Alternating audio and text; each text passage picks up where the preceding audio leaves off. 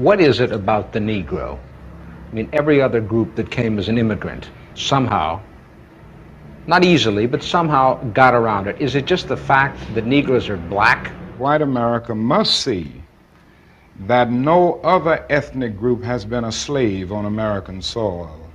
That is one thing that other immigrant groups haven't had to face. The other thing is that the color became a stigma. American society made the Negro's color a stigma. America freed the slaves in 1863 through the Emancipation Proclamation of Abraham Lincoln, but gave the slaves no land or nothing in reality, and as a matter of fact, to get started on. At the same time, America was giving away millions of acres of land in the West and the Midwest, which meant that there was a willingness to give the white peasants from Europe an economic base.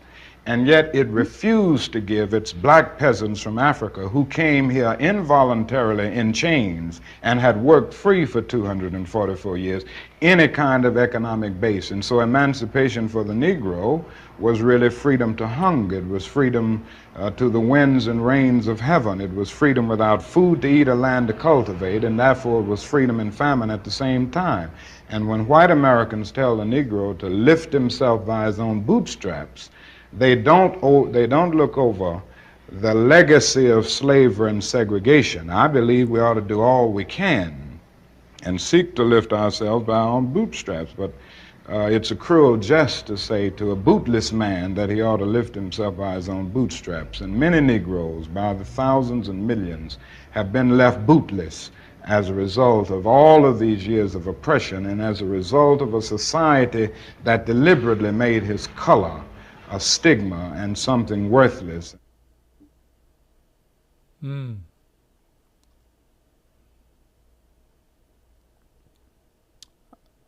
Welcome to the Gilchrist experience.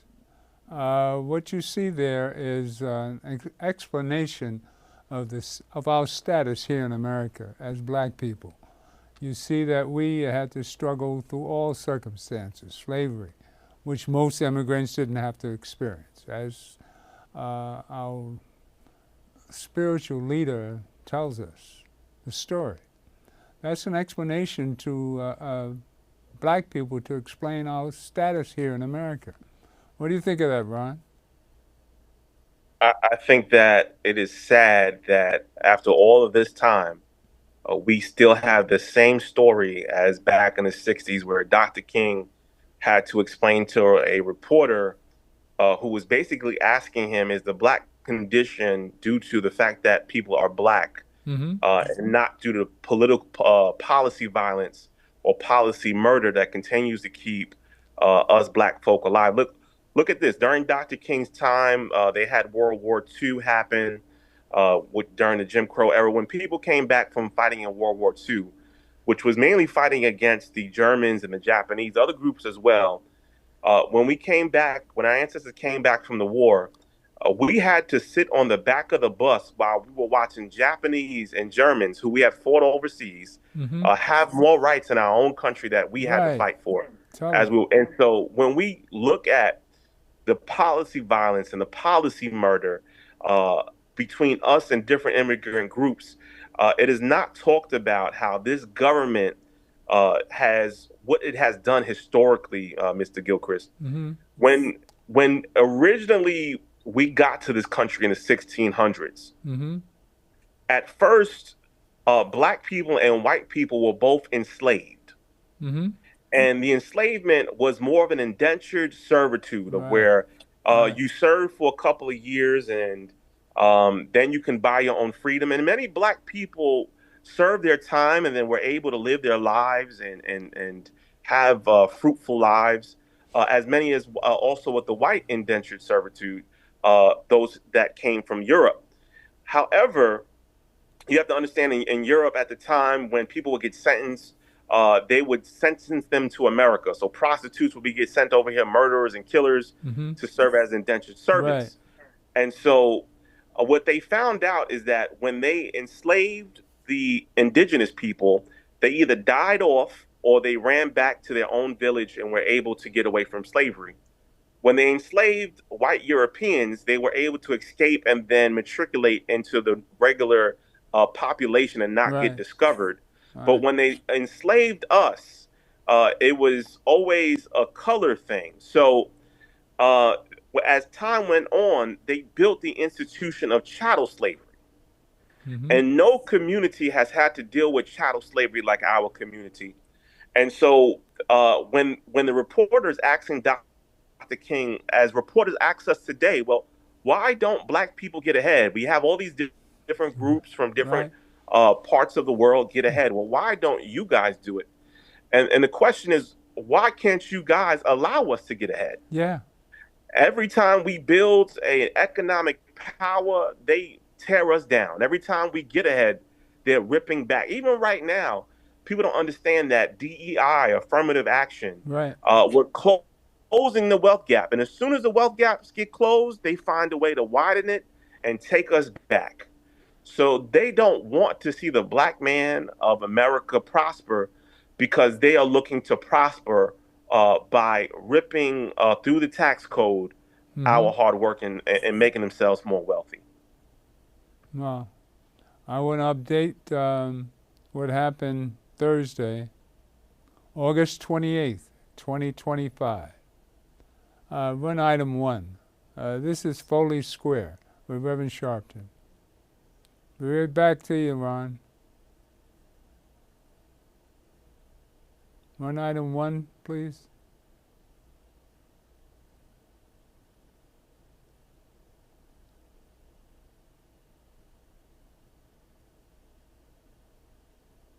What do we want? What do we want? When do we want it? When do we want it? When do we want it? When do we want it? All right.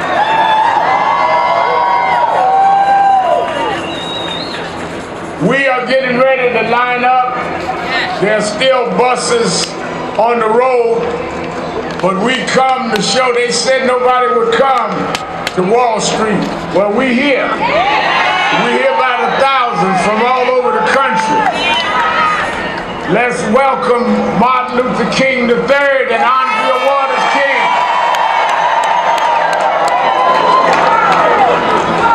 62 years ago today, Martin's father marched in Washington. 62 years later, the dream is not dead. It's the dreamers in many cases have reversed and tried to turn it into a nightmare. And those on Wall Street are the ones benefiting from it. They're the ones getting the tax cuts at the expense of Medicaid, at the expense of SNAP. So we come to Wall Street rather than Washington this year to let them know you can try to turn back the clock, but you can't turn back time. We gonna keep the dream alive on Wall Street. So I'll do more speaking down the road. We gonna march past the bull to our staging area and hear from all our civil rights leaders and Martin and all of us. What I want you to do is march, stay in line, stretch the line. You ain't got to be bundling up against each other. If you hear anybody talking out of line, just turn them over to security, because we don't want none of the Trump folks trying to provoke something. This is a non-violent but absolutely determined march. Anybody talk any mess is getting in the way of the messengers, just take them out the march and keep on marching. All right, let's line up orderly and march orderly. This is not a bedlam. This is a march in the name of Dr. King.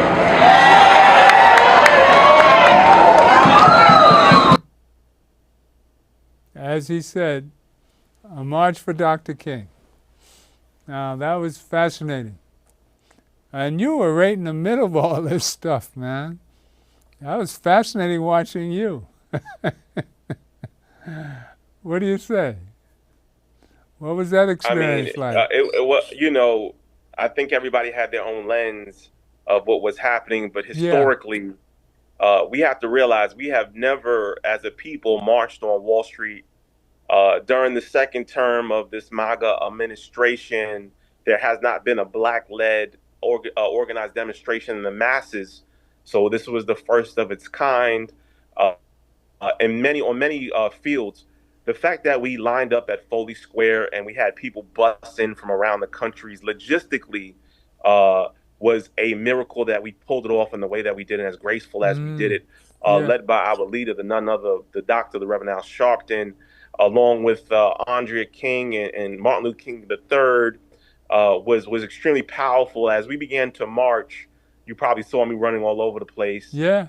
As we seen Mom Donnie enter the fray behind the line, it was quite an experience trying to get the press together to even allow us to move, because they were just so involved in taking pictures and videos. But we made it down Wall Street. It was powerful. It was a statement to the country that our voices will not be sequestered, no matter how much money you spend, no matter how much you have put in your budget, to show that this country is about the greedy more than the needy. We decided to stand in solidarity, and I remember the papers being wrote about the amounts of folk, and some of the papers said hundreds of people. Meanwhile, there's over 10,000 people there. It reminded me that you can be Jesus and walk on water, but they will report that you can't even swim, even after making the great feat. And it was just a, how might I say, it is not just about what you say, but it's about what you do. And Right. we took our feelings to the street, and it was beautiful to see the solidarity. I mean, we had unions there, we had all kind of partnerships there. We had people from around the country. We had the NAACP there. We had the head of the Urban League with us. I mean, it was just powerful. Yeah. It's beautiful. You want to run an item and show the little bit of the march? I have an item here that you might be interested in watching. Well, I just I want to remind the audience that this is our moment to show the nation and to show the world that people united in the spirit of Dr. King can stand together to bend the arc of the moral universe closer to justice, to uplift those who are rejected, right? Us, the rejected stones. When I talk about standing together, Mr. Gilchrist, I think about as a child. I probably never told you the story. I would walk by a home to my bus stop, and right next to my bus stop was a home that had a gate that was 7 feet tall, and behind it they had a bunch of Rottweilers and pit bulls. And sometimes I would walk out in the morning, and this cage full of these big dogs would bark at me. Sometimes I would kick the gate, Mr. Gilchrist, so they'd shut up, because I was always tired every morning just hearing them bark. And of course, I did that because they were behind the cage and their owners weren't there, and I was walking to the bus stop. But one morning, the owner had left the latch unlocked. Wow. And as I walked by, a few of the Rottweilers and pit bulls got escaped and were unleashed on the crowd of kids at the bus. And I don't know if it was by happenstance, but the first person that the dogs had approached was myself, and everybody was behind me, just because of my location and me walking by that house, and the bus stop was behind me. And the dogs, I said, "Oh, this is their time to get me." And everyone, as they saw the dogs approaching, decided to run. But I decided that I'm gonna fight these dogs. So I stood in my spot, Mr. Gilchrist, and the dogs ran by me, not to me. Because you weren't scared. And I don't know. I don't know what it was, but the dogs decided to chase bigger guys than me, stronger guys than me, faster guys than me, but left me alone that day.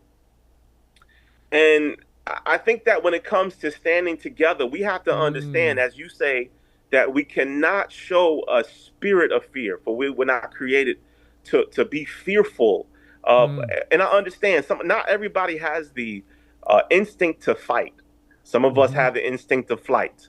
Some of us have the instinct to not do anything, to talk about others. Mm-hmm. But for those that can stand up, Mm-hmm. even to the bite of this white supremacist, Yeah. I think that it's time for us to come together. Yeah. And he said, yeah, and I'm happy to see you there. I know that even in circumstances where folks may not physically be there, people were standing out there, and I thank God for you being there to witness such a day. So we came to Wall Street. People say, well, why Wall Street? I hear that question pretty much. And that's because that is where the black backlash against our rights is being financed. Mm-hmm. That's why we went to Wall Street. We went to Wall Street because those who profit from our suffering, that's where they reside and that's where they work. Mr. Gilchrist, for far too long, they have cut our budget. We've been budgeted out. We've been cut out. We've been counted out. We've been resourced out.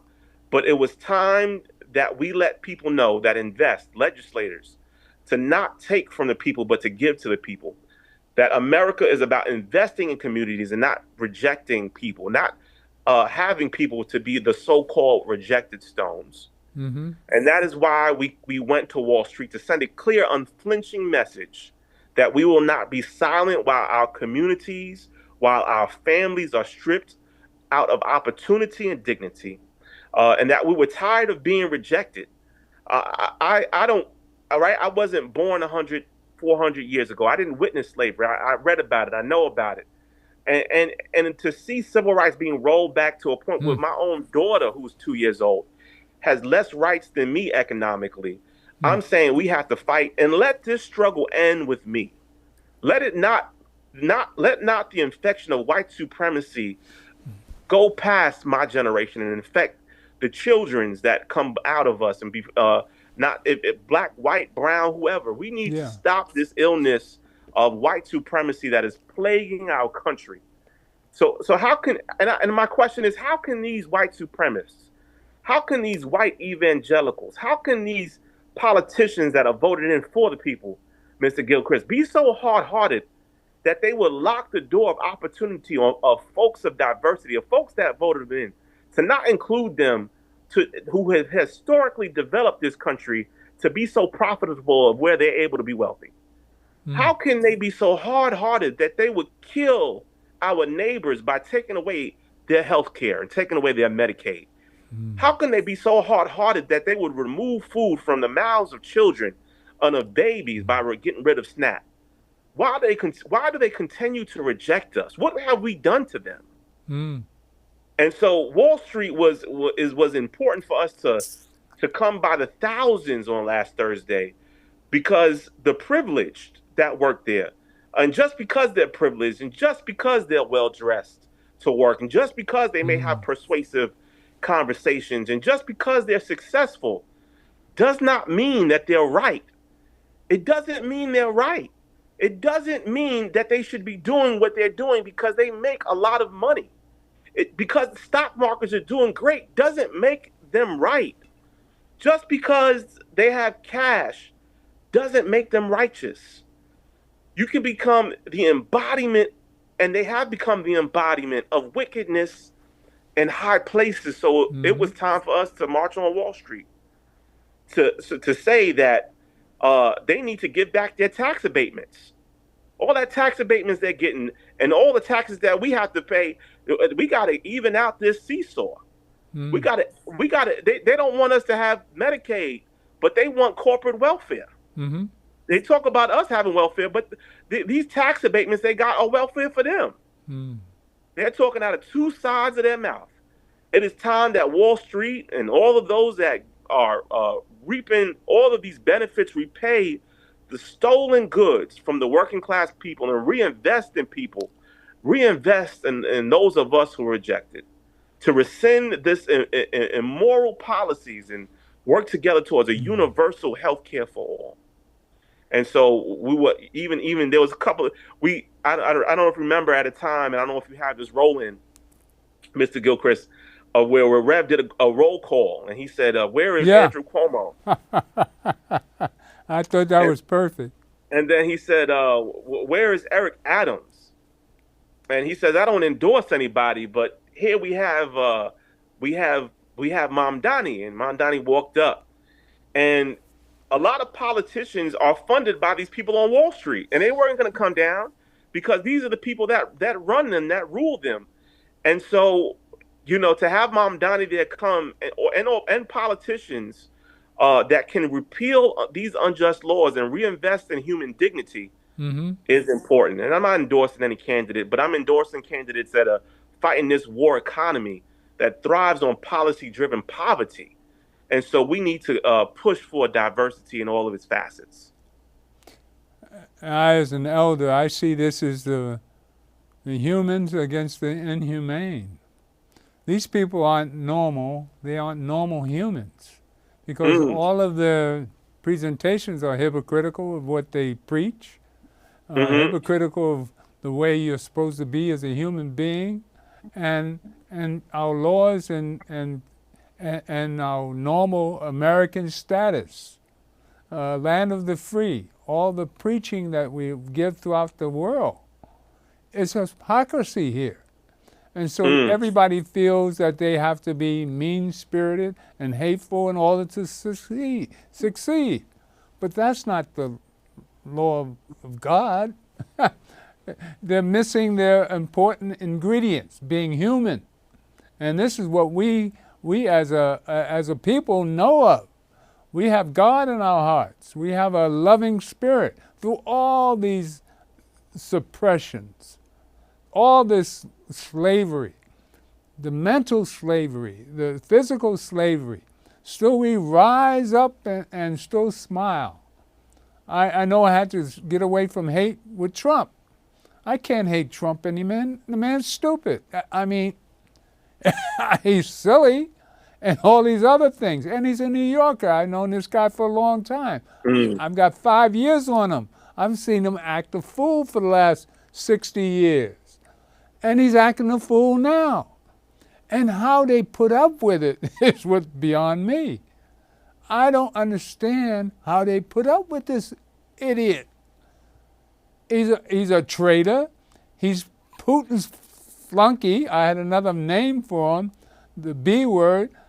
I mean, but I'll be nice to him. He's being fooled and bamboozled. He's letting a genocide Hitler, Netanyahu, get away with starving people to death. Where are we? It's up for righteous people like Reverend Sharpton, our leader, and Martin Luther King, a spiritual being. I mean, he's head of my church, National Action Network. He's the Christ-like figure that I look up every Saturday. That's my religion. That's my church. My great-granddaughter just joined the church. My church. I said, come join Papa's church. And she came up to the podium. And Rev gave her a big hug. And she's working with Rev every day. My great-granddaughter. I mean, this is God in here, man. We got the secret. Look at us.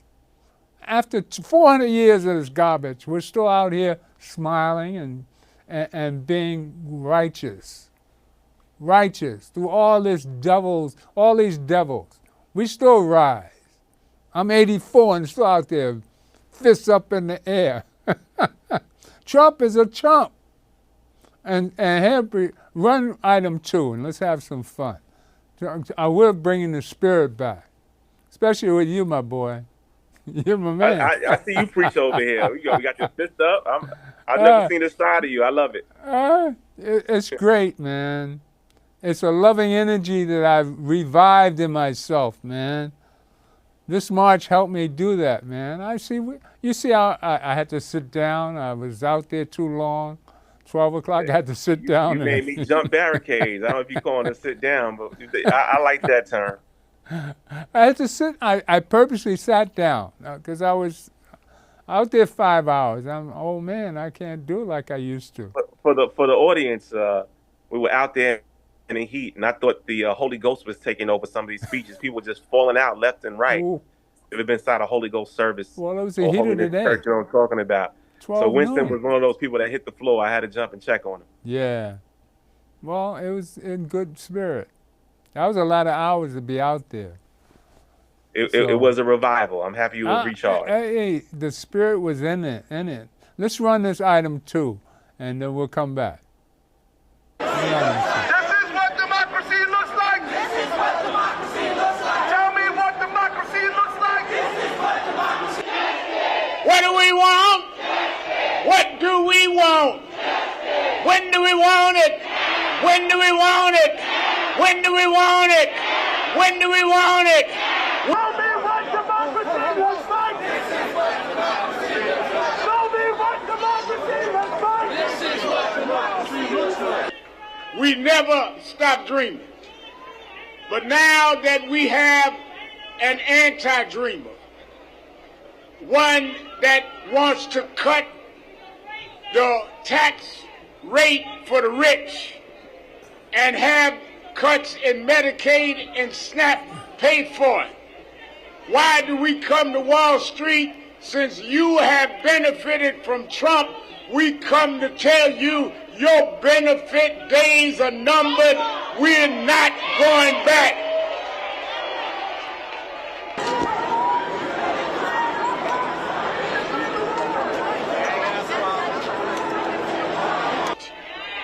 We march toward your offices because we know your address. And we're going to march and keep coming to you until we turn the economic inequality in this country around. We're not going back.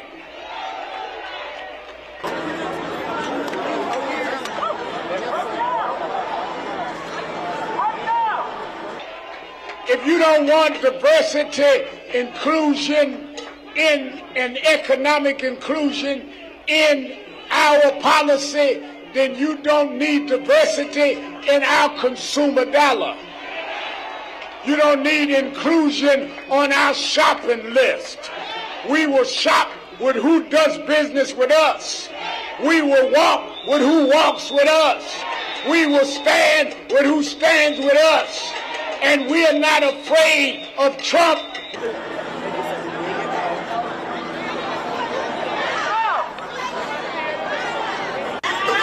So my name is Zohran Kwame Mamdani. I stand before you as a man looking to be the next mayor of this city. And I tell you that every day I will wake up with Dr. King's dream at the forefront of my mind. A dream where we make this city the most expensive in the United States of America, affordable for each and every person across this city.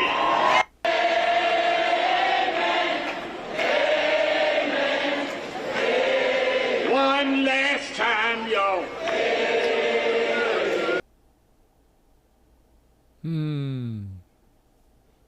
That was amazing. That was amazing. That's just a little clip. I didn't put that together there. As you see, that's AP. But I was fascinated by that. You know, being a part of an organization like this and us putting it together like that. Well, Rev, who's fascinating at all times. I mean, over the 30 years I've been around him, I'm a product of that environment. And, you know, I've always had, that's been church for me. And as a people and as an elder, I don't know how I would have gotten through it all without Rev and his teachings. Because he uses himself as an example of how to survive in this world and how he survived with God. I mean, that's why he's a reverend, and he's really a spiritual leader. And this is the kind of spirit we need at a time like this. You being a reverend, of course, is natural to you, but being a black man in America is tough to always look to God to save it. But that's the answer to everything anyway. What say you Reverend Mag? You know, I think that the Bible, well, what does the Bible say specifically? And it talks about the rejected in the Bible. Right. And it is time that the rejected must lead, especially in this time of chaos. Because the rejected stones make the best capstones, right? America has always had rejected stones. We had the Trail of Tears and the genocide of the Native people, rejected stones. We had the rejection of black humanity into chattel slavery, not just slavery, but chattel slavery, which reduced human beings to the worst type of poverty. Rejected stones. We had women rejected from the Constitution, even white men who did not own land. Even in the writings of this original Constitution, women were left out. The dispossessed, the disenfranchised, the rejected stones. Yet the psalmists tell us that the stone that the builders rejected then became the chief cornerstone. Jesus says that the first will be last and the last shall be first. So we know that if we can just get through this crazy, long, dark, dreadful night, that joy comes in the morning, but that we just have to hold out. And what we're looking at and what we're seeing in this story, that this is our fight to have, and that this is our hope. And that what we're saying to Wall Street last Thursday, that this situation of rejected stones, of people gathering together, that we love the dream of America and the dream that of what American can be, but America will not only fulfill that dream and only can fulfill that dream when it becomes to terms with its history of rejection, and when it chooses to build its future with the very stones that it cast aside, when it decides to include us instead of exclude us. So we have to continue to remind ourselves, as Reverend Jesse Jackson has always taught us. He said he would always teach us to say that I am somebody, that I must be respected, that I must be protected. This is an affirmation that I constantly say to myself, because we live in a country that's saying that we did not earn, even though we built everything that they said that they earned. We have to find ourselves in this day and age, Mr. Gilchrist, in the spirit of John Lewis, making good trouble, necessary trouble, because the soul of our democracy is depending on this type of trouble. If we're not here to negotiate for economic justice, we have to demand economic freedom. We will not allow the American values to be rewritten in this day of MAGA, and to be rewritten in greed and exploitation and death and policy murder and policy violence. When we talk about policy violence, right now, Mr. Gilchrist, 250,000 people die from poverty each year. During the COVID-19 pandemic, we had 400,000 lives were lost. And now they're talking about removing health care for 60 million Americans. They cut SNAP, food stamps, free and reduced lunch. Yeah. Just to increase what? Just to increase what? ICE funding and military budgets? What kind of day do we live in? Studies show that if they continue with this ongoing trend, that 50 million people will die in the first year of these cuts. Yeah. And they tell us that these people who are suffering are lazy, that these people who are suffering didn't earn it, that these people that are suffering are not qualified. When the truth is that the disabled people they're talking about, the people of color that they're talking about, the children that they're talking about, the working people that they're talking about, and the elders in nursing homes that they're talking about will be stripped of all kinds of care. This is not just an attack on DEI, Mr. Gilchrist. This is about DIE. People will die. Policy violence, policy murder, all to take us back to a time of where Jim Crow was running rampant. So now we have a MAGA Crow, and we must stand up. As I was talking about before, when we see clenching jaws of the beast, we have to stand up, even if we get bitten. And so we must unify in the masses as we did on Thursday and continue to do it. First, we cannot believe the grand lie. Every time a hospital closes, we must not let the headline die. What am I saying? So a hospital closes, we have to shout on the top of our roof of our mouths, because those are beds being taken from us. We must not we must get our power together to organize the pain of those who are being cut out of the system, those who are being cut from SNAP and Medicaid. We have to organize that pain. We must organize the pain of low-wage workers. We must organize 46% of battleground states. If 16 million people are losing their health care, we must organize that pain, and we must mobilize that pain continuously to allow these politicians who get into power to stop going to church on Sunday and praying on the people on Monday and cutting us out of the budget. Church pimps. There's so many out there. A lot of people we could call them church pimps, but we're talking about political pimps. Yes. Yeah. Okay. All right. But what is the answer? The answer is the march, show our strength, unity, a positive spirit, a God-driven spirit. I see. I guess most people don't realize how bad it can get or is. I think those who haven't really suffered at the wrath of racism or white supremacy don't really know. I mean, I can't understand why people can't see through this man. I guess they don't. Well, you have to understand, it's not about the man. I mean, sure, there's a face to it at the moment, but it's about the origins of this country. The racism is built into the very fabric of our society from its principle to the point where we can talk about the beauty of integration, but you have to understand that affirmative action was around for 50 years, but didn't really do its job because racism trumps any laws that are put in place to defend those who are being discriminated against. Racism allows for both Democrats and Republicans to allow for a demagogue to be reelected again. Racism allows for America to vote for somebody that has 34 counts against them and is a felon, but doesn't allow felons in the penitentiary to vote. Racism is the poison that we continue to fight. And so it is not just this individual, but it is the society that has been poisoned, and not just from my generation, not just your generation, generations that started this country. So we have to, again, understand that they will die. They will kill their own to protect white supremacy. But see, during my day, people were ashamed of being racist. I mean, you could shame them into their guilt.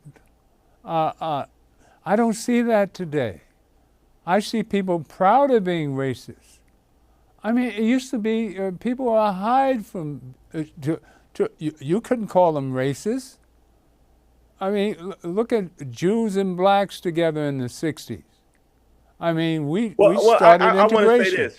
I don't know if. So it's not just color. So I was listening to a conversation, and I had one with my friend about it, that they were telling me not that they support Donald Trump, but that Donald Trump versus Joe Biden shows us two sides of America.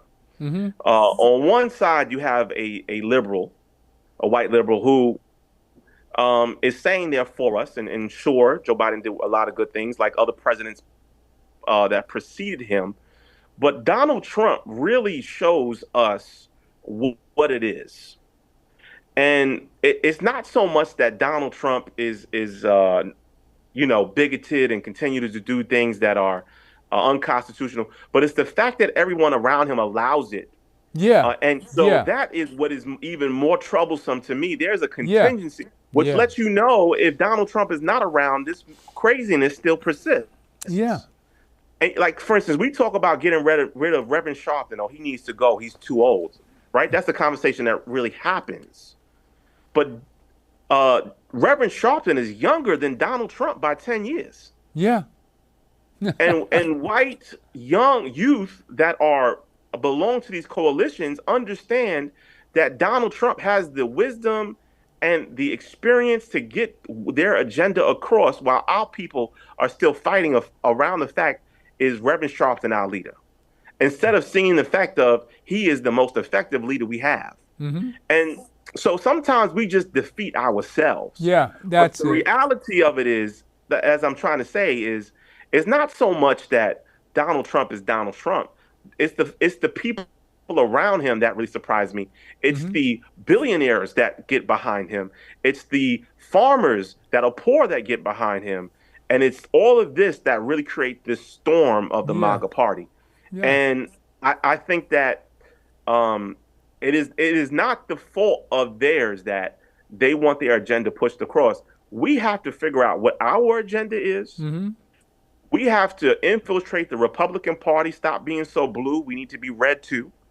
And we need to figure out a way to create a wealth for ourselves that they cannot take away. I Right. understand that every community that comes in here is given stuff, and we're the only community that they continue to not allow thrive. We Hmm. have to figure out a way to get around that. Right. Sure, it is partly and a lotly on the government, but we have to, right? So, Dr. King, what did Dr. King say, right? Dr. King declared that the check that had bounced in the banks of justice, a check marked insufficient funds, we're here to demand that check, right? But Hmm. it wasn't that the check that Dr. King was talking about bounced because there wasn't um, money in the trust. There was money in the trust. It bounced because they didn't want that money coming to our pockets. Right. Frederick Right. Douglass said, I prayed for freedom for 20 years, but I received no answer Hmm. until I prayed with my legs. What are Hmm. we going to do as far as moving in action? We cannot sit around and praying till we die. Ida B. Wells said, who watched her neighbors lynched in Memphis, said, we have to tell the truth because we cannot sit here and die. Hmm. Fannie Lou Hamer said, as a sharecropper, she was nearly beaten to death. She said she was sick and tired of being sick and tired. Yeah.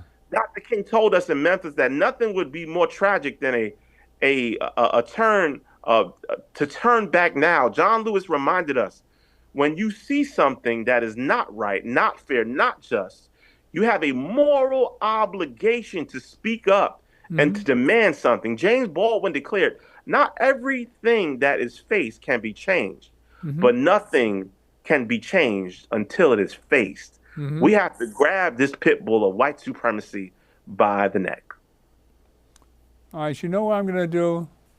I'm going to give the both of us a little replay of Rev. I want to show Rev back in the day, 2004, when the battle was the bushes. All right? Run that item 3. I just want to, you might be interested. I don't know if you've ever seen this, but our leader at one of his best, running for office.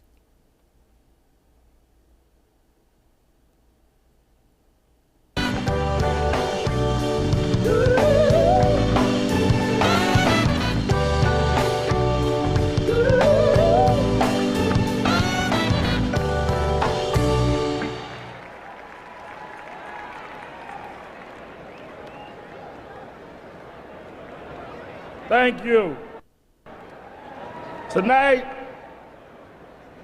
I want to address my remarks in 2 parts. One, I'm honored to address the delegates here. Last Friday, I had the experience in Detroit of hearing President George Bush make a speech. And in the speech, he asked certain questions. I hope he's watching tonight. I would like to answer your questions, Mr. President.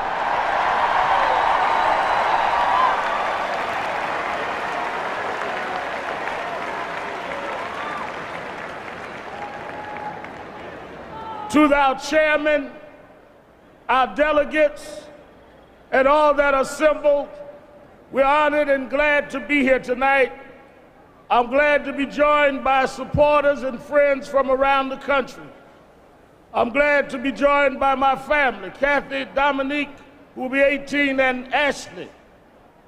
We are here 282 years. After, right here in Boston, we fought to establish the freedoms of America. The first person to die in the Revolutionary War It's buried not far from here, a black man from Barbados named Crispus Attucks. 40 years ago, in 1964, Fannie Lou Hamer and the Mississippi Freedom Democratic Party stood at the Democratic Convention in Atlantic City fighting to preserve voting rights for all Americans and all Democrats regardless of race or gender. Hamer's stand inspired Dr. King's March in Selma, which brought about the Voting Rights Act of 1965. 20 years ago, Reverend Jesse Jackson stood at the Democratic National Convention in San Francisco, again appealing to preserve those freedoms. Tonight, we stand with those freedoms at risk and our security as citizens in question. I have come here tonight to say the only choice we have to preserve our freedom at this point in history is to elect John Kerry, the President of the United States.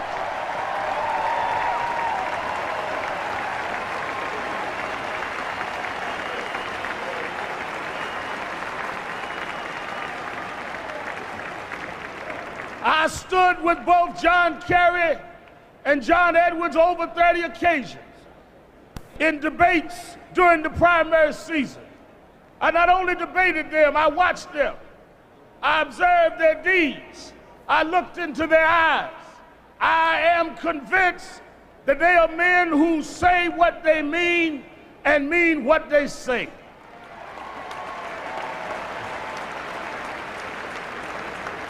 I am also convinced that at a time when a vicious spirit in the body politic of this country that attempts to undermine America's freedoms, our civil rights, our civil liberties, we must leave this city and go forth and organize this nation for victory for our party and John Kerry and John Edwards in November.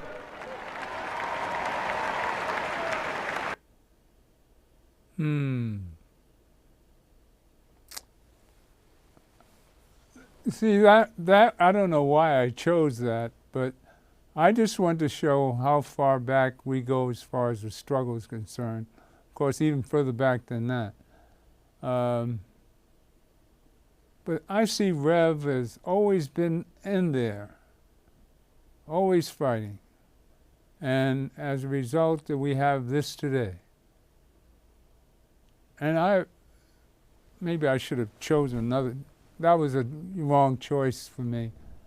But the point was how long we've been in a struggle. It's always been a struggle. When hasn't it been a struggle? You know? And that year, gerrymandering, it was just as bad as it is today. I remember that election in 2004. I did a show with Michael Hardy, and we talked about gerrymandering and how the election was stolen, 2004 and 2000. So this gerrymandering has been going on forever. As we see now in Texas and most Republican-controlled states, gerrymandering. That was a problem back in 2004, and as a result, Bush was reelected. He stole 2 elections. That's what the Republicans' game plan has always been. And we even know 9/11 was an inside job. I won't go through that, but that was the beginning of the 21st century.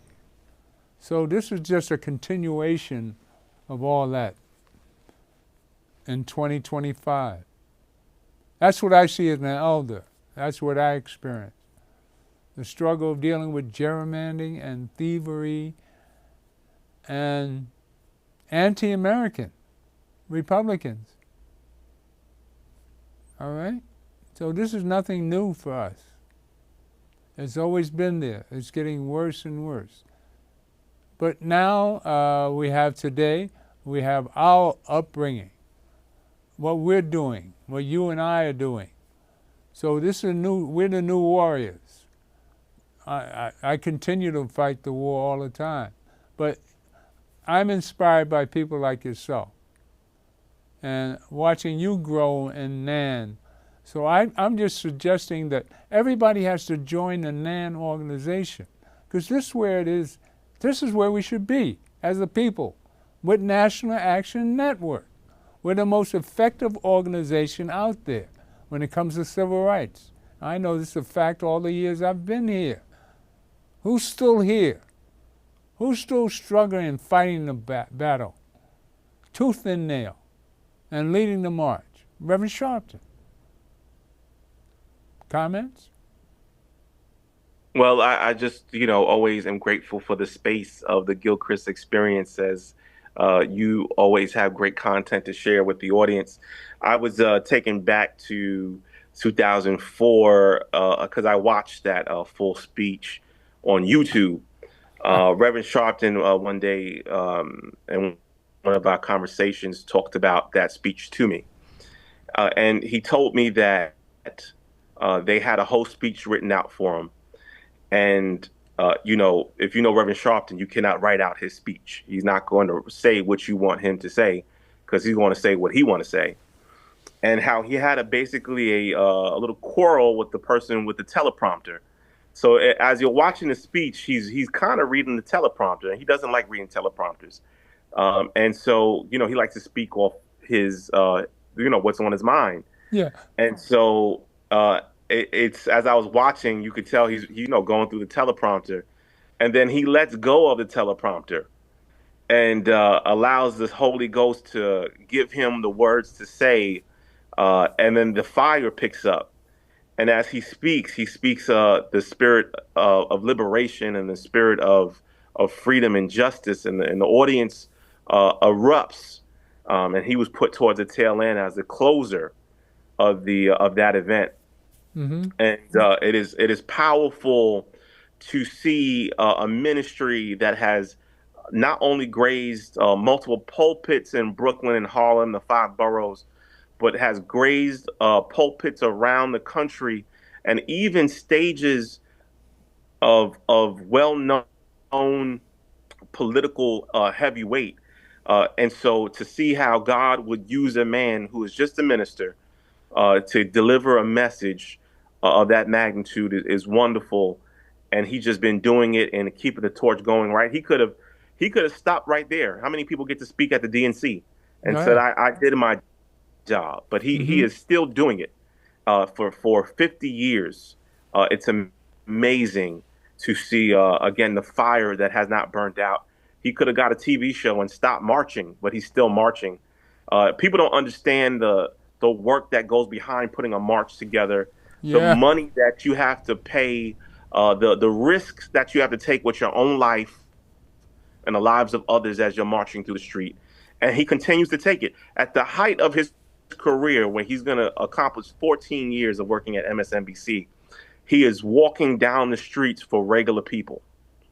Right. When you're talking about tax cuts, he doesn't belong in our tax bracket, but he's fighting and screaming for you and me. Mm-hmm. And he's giving all of what he has to mobilize people, from his own finances to his own time. Mm-hmm. It costs a lot of money for one day. And people don't understand the sacrifice. And people don't understand he doesn't have to do anymore, but his spirit, continues to push. Some people say, well, somebody else should be doing it. And the question is, who else is doing it? He's not standing in anybody else's way, young or older, to do the work. And unfortunately, it comes to moments where, there were 2 white-led massive movements and none from our community. Mm-hmm. As I think about the speech, I think about Mr. Gilchrist. Who is next to carry the mantle? Mm-hmm. Who is next to speak truth to power? Who is next to give selflessly? Who is next to love others more than they love themselves? And it is a short list, but we all pray that, that God will always raise a champion up, especially in times of being marginalized, especially in times of being or feeling powerless, to to be a voice for the powerless, a voice in the struggle, a light in the darkness, to be the representation of God on earth, and to be that vessel of which God could speak through, especially when people are confused about whose side is God on. Right. You see, we have so many sides and perspectives, and so many people clinging to the name of God, saying that God has ordained for segregation. God has ordained for slavery. God ordained all of these things, when we know that God is not a God of confusion or evil, but we know that there's people saying these things.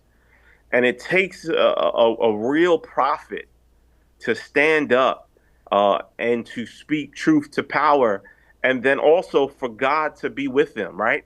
It's one thing to speak truth to power, it's another thing to walk across this Red Sea. Yeah. And because when you walk across the Red Sea, all the other prophets have to shut up. And the reason why the other prophets have to shut up is because they're drowning in the Red Sea as you're walking across it. And so the prophetic tradition of those that are able to hear from on high and give revelation to a people that are stiff-necked, a people that are hard-headed, some people that even say, I'd rather be in slavery than be with you, is something that we need, and that we will, people don't understand what it is to be a prophet. Some people think it's great to be celebrated because you're always in the limelight, not knowing that you're getting sunburned the whole time you're in the limelight. And it is a weight, and it is a bitter cup to drink.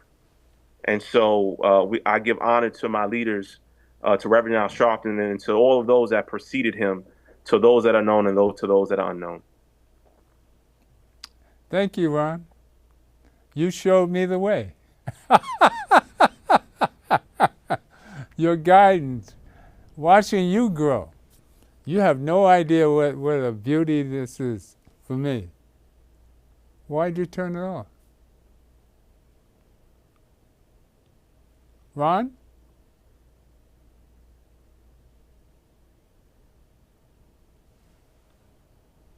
I know you missed me. I'm back. I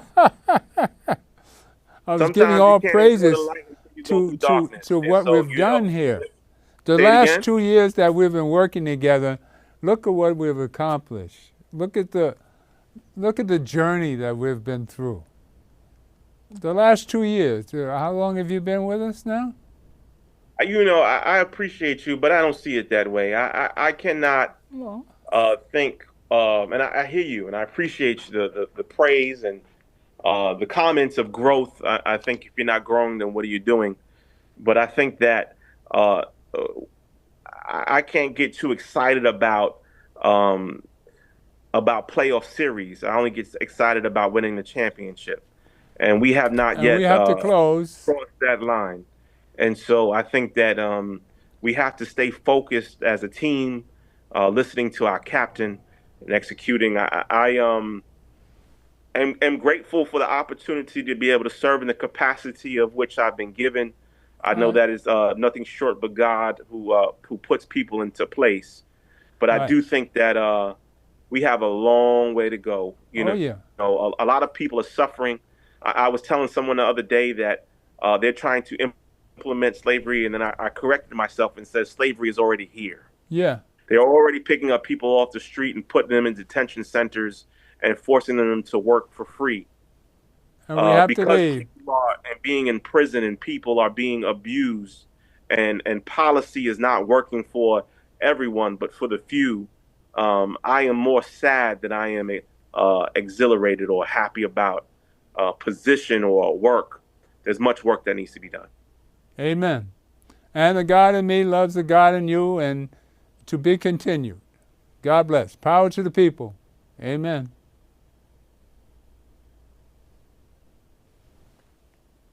Thank you, buddy.